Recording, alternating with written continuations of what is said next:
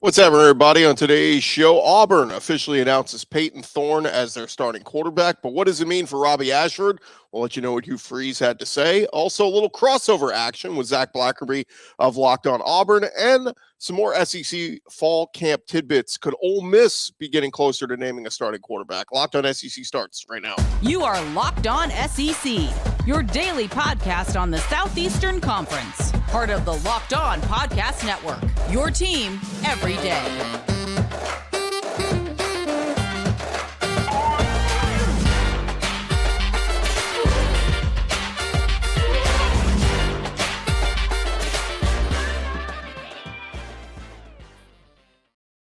And what's up, everybody? Welcome into Locked On SEC. It's great to have you guys along. I'm Chris Gordy. Thanks for making Locked On SEC your first listen every day. We're free and available wherever you get your podcasts and on YouTube. Part of the Locked On Podcast Network, covering your team every day. All right, let's jump into it as the big news coming out of yesterday as Payton Thorne officially announced as Auburn's starting quarterback for the 2023 season. QB1. Hugh Freeze confirmed those reports. Now, there were reports that came out Thursday morning that Payton Thorne was going to be QB1. Later that day, when Hugh Freeze met with the media, he expressed disappointment in the leak that came out. He said only 4 people knew about the news. He said, I didn't even tell the rest of the staff. So, look, he was annoyed.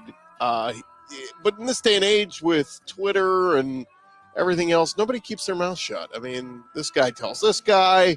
Suddenly he tells somebody from, I don't know, ESPN, 24/7 Sports, whatever. Any of the national outlets, somebody finds out, they're going to run with it. So, in fact, I think ESPN was the first to have it. But nonetheless, Hugh Freeze, you got to deal with it. It's not exactly the most, well-kept secret. Come on, it would have been the upset of all upset had Robby Ashford beaten out Payton Thorne. But anyway, Hugh Freeze makes it official, names Payton Thorne as Auburn's starting quarterback for their season opener against UMass coming up on September 2nd. Hugh Freeze saying the reason Payton is getting the nod is the leadership ability and understanding of the offense. And he's been in some really good battles, and it just seems like he was more efficient in decision-making to this point. Not that the others were terrible by any means. It was not a slam dunk. I hope everyone will handle it right. It was evident from the minute Payton Thorne got on campus that, he was the favorite for this job. Hugh Freeze said he's immersed himself into every aspect of the offense. He said, quote, the guy's in here all the time. I can't get rid of him. He wants to know all the ins and outs about everything, and he's a pro at it, knowing how to prepare, and that gives you a comfort level where you feel like he has the right mindset and understanding of the game plan. Thorne committed to Auburn back on May 5th, so he went through all of spring ball with Michigan State. He was originally in the class of 2019, spent 4 seasons at Michigan State. 2 seasons ago, he threw 27 passes. It was a single-season Michigan State record, and the Spartans went 11-2 that year. Won a New Year's Six Bowl. He completed 60% of his passes that year, over 3,200 yards, most production of his career.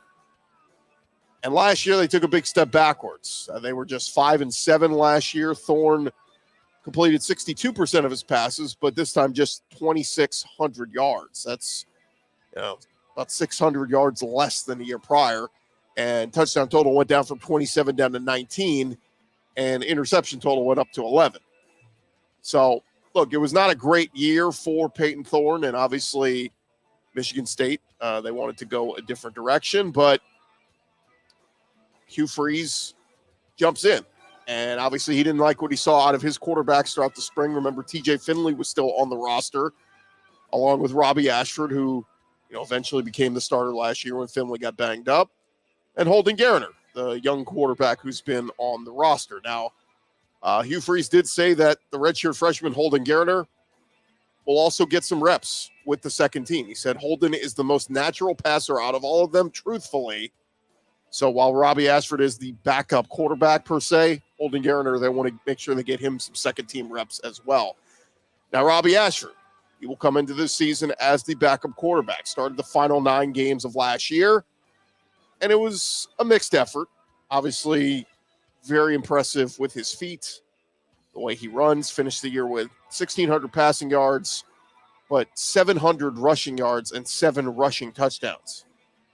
Hugh Freeze telling the media yesterday, Robby, he will always have a package. If he handles all of this the right way, he will always have a package because he has an element to us that's just a little different.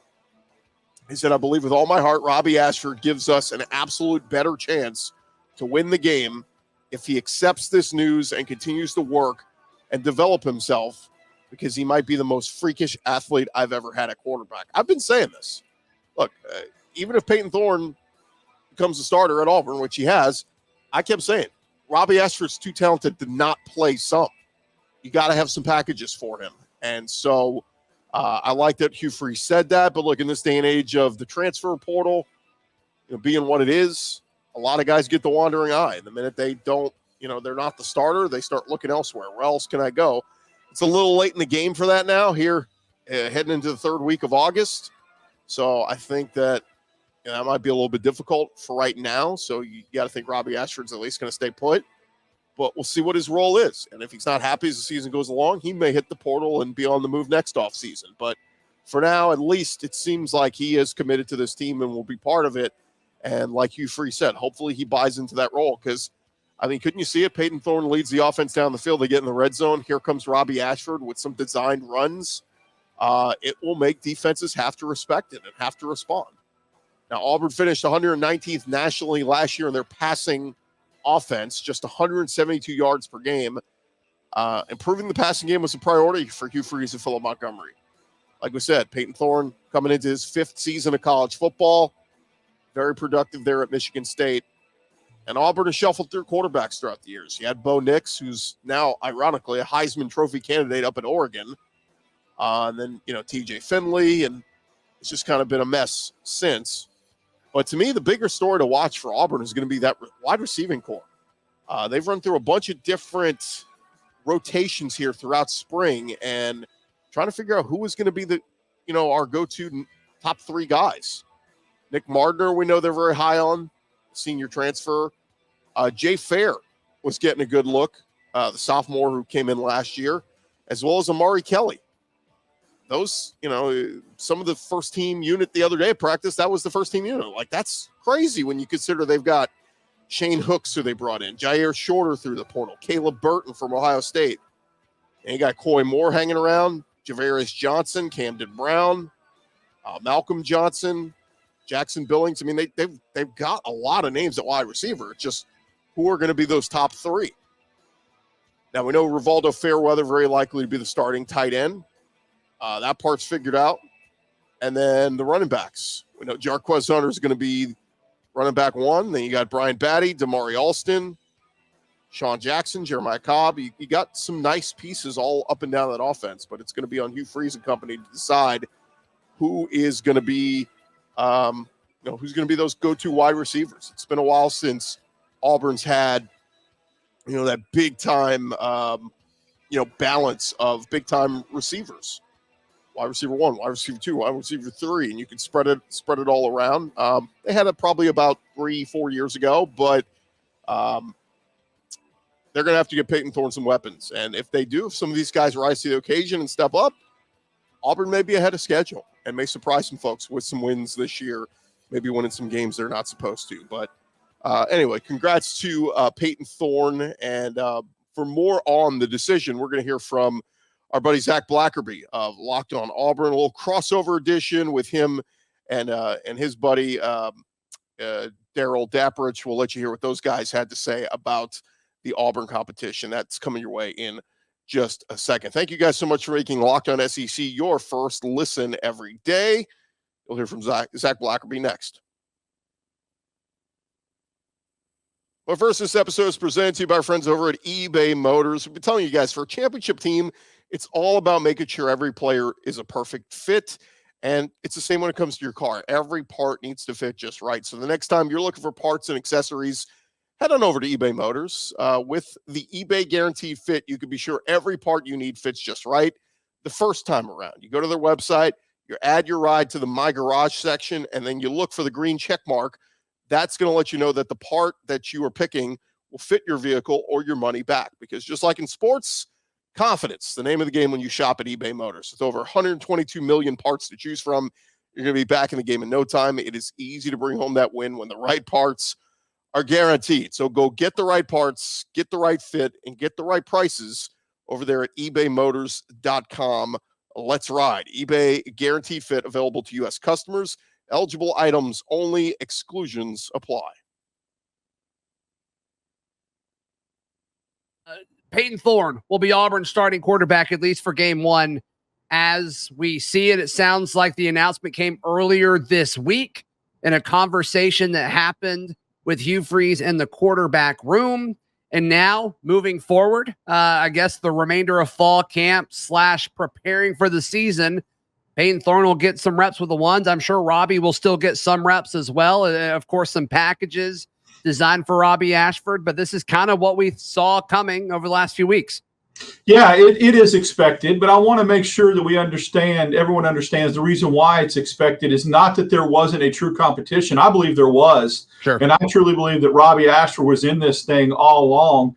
I think that why I'm not surprised or why we could read the tea leaves and see the writing on the wall, I think other than how the Zach Calzada situation got screwed up last year, when you go out and get a guy that has started at the Power 5 level for 2 years in Big Ten country, you don't bring him in to sit. Mm-hmm. So I'm not saying that it was a foregone conclusion. I'm just saying, in my opinion, Payton Thorne would have had to really mess up to lose this job. And I think Robby had to come and elevate and raise the bar to close the gap. I think he did. I think Robby Ashford's gotten better. Sure. I hope and pray that Robby Ashford handles this the right way because I think he's too valuable to this team. I still think, as others have said, there's packages to be had for Robby Ashford to get on the field. And look, if he handles this correctly, Zach, it's my opinion that the way Auburn and Hugh Freeze and Phil Montgomery could use Robby Ashford, he could still get double digits in touchdowns. But what does this mean for Payton Thorne? It's a guy that's, by all accounts has led since he's got here on and off the field. I think that having that experience is invaluable. Let's just throw it out there. When's the last time Auburn had a quarterback that came back after playing 2 full years at the Power 5 level? That was Bo Nix.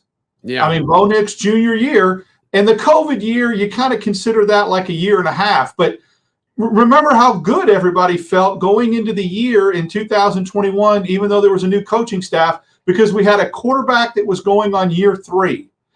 Thorne hasn't been at Auburn for 3 years, but he's been playing major college football. This will be year 3 that he's doing that. I think that's got to be something to hang your hat on and make Auburn fans feel a little more comfortable going into the season. A third-year starter is a big, big deal. Yes. I mean, when we saw that with Stidham, right? He didn't start the full year at Baylor before he, went to the JUCO route and then eventually came back to Auburn. But, I mean, we've seen what that type of experience at the quarterback position has led to. It's just hard to get a guy that started, going on his 3rd season. That's a rare thing to do because it's hard to start so early at Power 5 level of football because there's always going to be guys in front of you. That's just how programs are run. But this is the guy that, it seemed like as soon as he entered the portal, Hugh Freeze made it very clear that he wanted Payton Thorne. And this is what it looks like. Now you bring him in, and look, I think Payton Thorne was pushed by Robby, which is great. I think Holden Geriner also was involved at some points throughout fall camp. And I think we talked about it.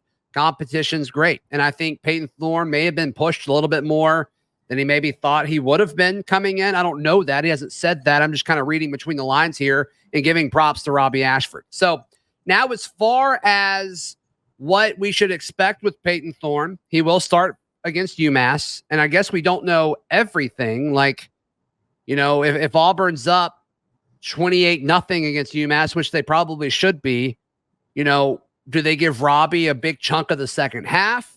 Does that then go to Holden Geriner because Robby's going to be the packages guy and he's going to have his role regardless of who's in at quarterback?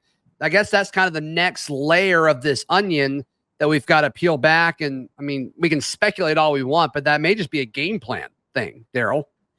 It could be. I suspect that Thorne will get stuck with a little bit longer than most first-string quarterbacks only because of the unknown. He came here in the spring I think Auburn and the coaching staff really wants to see game action. He came here after the spring, you mean? Yes, after the spring, yes. And so he wasn't here last year. He wasn't here during A-Day. So game reps and what you see, what you have, I think he stays in longer than maybe perhaps most first-string quarterbacks do because they really want to get a taste and a feel for what they have. And I think from a package standpoint, you're not going to wait like you normally do with a traditional second-string quarterback to get Robby Ashford in a game. It could happen on Series 1 in the right scenario. It could happen the second series of the game. Auburn gets a turnover, takes over at the 30. Boom, Robby. So I think it's going to be untraditional. I think they stick with Thorne longer because they want to see what they have. And I think Robby Ashford enters the game earlier than a second-string quarterback might. And also, Hugh Freeze has gone on record. He's got a history. He's got a tradition of, okay, from game to game, he names a starter. This doesn't mean Thorne's the starter for the year. He is just the starter for game one. So he's going to have to incorporate Robby to push Thorne to see if there's a gap, to make sure Thorne's doing what he's supposed to do. You don't want a guy looking over your shoulder, but I just think it's going to be from a game to game for a while. And the only way to figure out what you have is maybe to let Thorne play a little bit longer. Yeah, I do think that's a little tricky because you got UMass, and then the next thing on your schedule is you go across the country to play Cal in a Power 5 matchup. And I just don't know if you'd make that switch. Then I think it'd have to be pretty egregious, right? I think Thorne would really have to drop the ball. I think you would have to probably make that switch if you were going to, which I'm not predicting this happening, but if you were going to make that switch, you probably have to do it after Cal going into Samford is just my guess. Right. And the only way that happens, I don't think that'll happen either. I'm just saying from a game-to-game standpoint, publicly, that's what he's going to say. The only way that happens is if it's a disastrous first start for Thorne and Robby Ashford comes in and lights it up. Then you have a big decision to make. But I agree. You don't want to start playing musical chairs at quarterback. That's why I think the right way to handle this is to let them coexist and mesh in certain circumstances.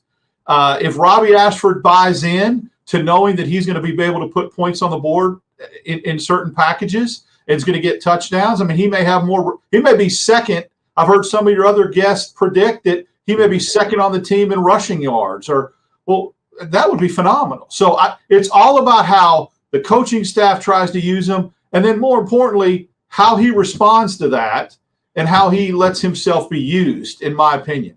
Yeah.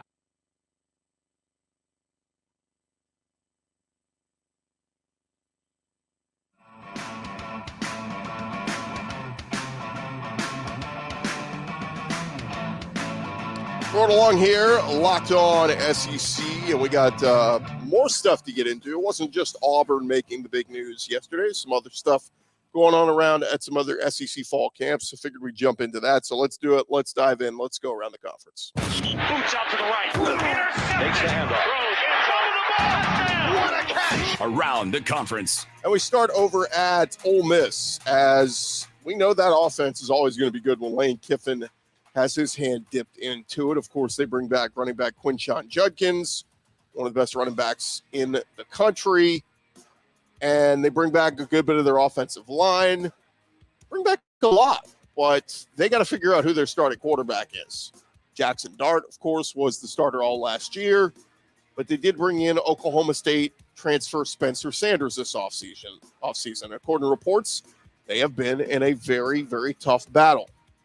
And according to Lane Kiffin, he still doesn't know who's going to win the job. It's the third week of August here, and Lane Kiffin doesn't know who Ole Miss's quarterback is going to be. Here's what Kiffin said yesterday. It sounds weird for me to say this because I'm the guy who should know, but I don't know. It is challenging. Both guys do really good things and have played a lot. End of the year at USC. This is Jackson's third year starting games. And Spencer, he started as many as anybody in the country coming over from Oklahoma State. Kiffin said it's challenging, but it is an awesome obstacle to have. So whoever will be the starting quarterback at Ole Miss, obviously going to be set up for great success with the system that they run. Lane Kiffin said, we are coming together on defense. We're limiting explosive plays, which sometimes in camp was an issue. Defensively, We have so many new guys coming in. These new guys coming in have a lot of experience. That's helped out. I feel very good with the competition at a lot of spots. I just keep saying I still think they're a year off.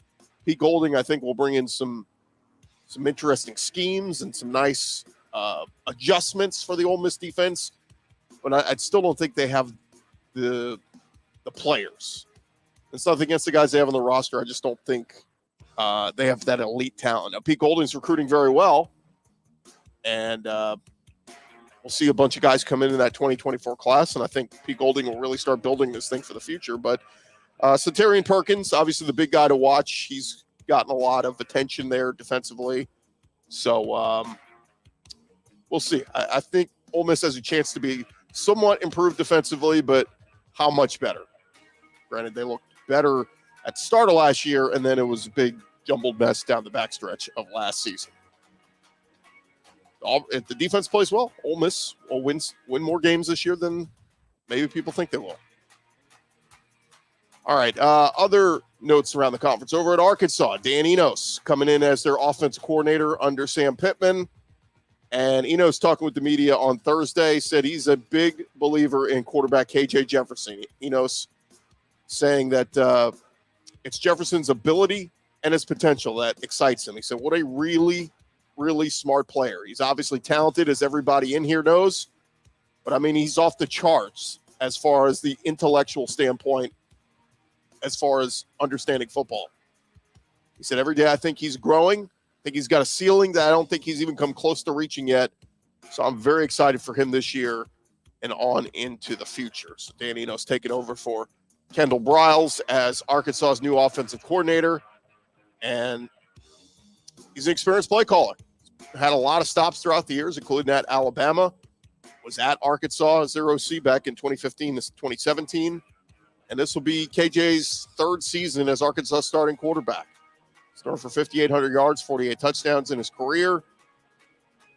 And Arkansas has not made the postseason in 3 straight years since 2014 through 2016. Arkansas has reached back-to-back bowl games under KJ Jefferson as the starter. They will open the season against Western Carolina coming up on September 3rd. Over at Mizzou, they have revealed their team captains for the start of the season. They include quarterback Brady Cook, running back Cody Schrader, offensive lineman Javon Foster, and on the defense, it's D lineman Darius Robinson, friend of the show, linebacker Chad Bailey, and linebacker Tyrone Hopper. Cook, Foster, Bailey, and Robinson were all captains last year. Schrader and Hopper both transferred to Mizzou last season and became important members of the crew as the year went along. Schrader finished last year with almost 750 rushing yards and 9 touchdowns coming over from Truman State. Now, Hopper had 74 tackles, 3 sacks, and a pick last year coming over from Florida. So the Tigers, they will kick off their season in just under 2 weeks. 2 weeks from yesterday, they will kick off against South Dakota on August 31st, home game. And look, it's not the toughest opponent, but I like that they play on the Thursday night. We get to see Mizzou a little bit early against South Dakota, and then later that night we'll get to see Florida out at Utah. So it'll be a nice little primer there to kick off week 1 after we see Vanderbilt play Hawaii in week 0. All right, other stuff going on around the conference. Over at Georgia, we heard from linebacker Jalen Walker talking to the media this week, and he talked about knowing he needs to step up into a more leadership role this year, as guys in the past have. He pointed to himself, Jamin Dumas-Johnson, and cornerback Kamari Lassiter, guys who can all step up. Obviously, Nolan Smith, who's kind of the vocal leader on the team last year. He's now in the NFL. But Jalen Walker saying, I have to get that energy to the linebacker room, along with Jamin Dumas-Johnson. He brings the energy for us. And Kamari Lassiter as well in the secondary. Dumas-Johnson looking to build off last season where he had 70 tackles and 4 sacks. Walker had 9 tackles and a sack last year, kind of behind Nolan Smith. Played a lot on special teams. And so Georgia defense are just reloads, man. They don't ever rebuild. It's just reload. Who's next man up? That's who's going. And they just keep coming at you. So be interested to see how good this Georgia defense can be this season. Over at Alabama, ESPN's Football Power Index, they have released a bunch of stats on different teams and doing their game-by-game predictions, and they did all 12 games for Alabama's season schedule. The model has the Crimson Tide favored in every game this year. 2 games are closer than others. Alabama has just under a 75% chance to beat Texas and LSU, according to the FPI. Both those games will be played at home in Tuscaloosa, which is advantage Crimson Tide. Alabama's toughest road game on their schedule per FPI will be against Texas A&M, and the FPI gives them a 79% chance of winning that game. So here's how it goes. Week 1 against Middle Tennessee, 98.9% chance to win that one. Week 2 against Texas, 73%. Against South Florida, 97%. Ole Miss, 86%. Mississippi State, 87%. A&M dips down to 79%. Versus Arkansas, 91%. How about Tennessee? 84% chance to get revenge on Tennessee after their win over the Tide a year ago. And then the backstretch of the season, like we said, 72% chance to beat LSU, 84% chance to win at Kentucky, 99% chance against Chattanooga, and 88% at Auburn in the Iron Bowl. The FPI also gives Alabama a 15% chance of going undefeated this season. Its chances to win the national championship sit at 18%, and they're one of 2 SEC teams, Georgia being the other one, with a greater than 50% chance of making the college football playoff. Alabama will open the season against Middle Tennessee State with kickoff at 6:30 Central on September 2nd. So, look, it's pretty crazy. I mean, like, wouldn't the odds be higher than that if they're this heavily favored in every one of those games? Wouldn't the odds for Alabama to go undefeated be higher than 15%? Like, I don't know. It just seems like it's more like a 25 to 30% chance with being so heavily favored. I mean, their closest odds are 73% chance to beat Texas and a 72% chance to beat LSU. Like, what are we doing here? All right, there you have it. That is the latest news going on around the conference. Thank you guys so much for making Locked On SEC your first listen every day. And shout out to our everydayers. Keep coming back and checking us out all next week. We're getting into it, man. We are almost into the thick of it of having to, get into breaking everything down with. We're getting ever so closer to that week 0 game with Hawaii and Vanderbilt. In fact, we'll get one of our friends from Vanderbilt on next week to preview that game and talk a little bit about their construction going on there in Nashville. They will have limited capacity. I know people joke. Vanderbilt has trouble filling the stands as it is with their fans, but the limited capacity there this season with the construction going on. So we'll get into a little bit of that next week, and it'll be officially game week, man. SEC football will be played next week. It's Vandy. I get it. It's only one game, but we will have SEC football. So it's exciting time. Exciting to talk with you guys, and we will do it all next week. Make sure you're subscribed to Locked On SEC. Make sure you're checking us out either the podcast form on Apple iTunes, Spotify, or check out the video version on YouTube. If you guys only listen to the audio version, please encourage you to go check out our YouTube page. We're getting ever so closer to 4,000 subscriptions, and we should top that right before the start of football season. So give us a like, subscribe, and of course, we're here for you every day talking all things SEC football. I'm Chris Gordy. This has been Locked On SEC. You guys have a great weekend. We'll talk to you next week.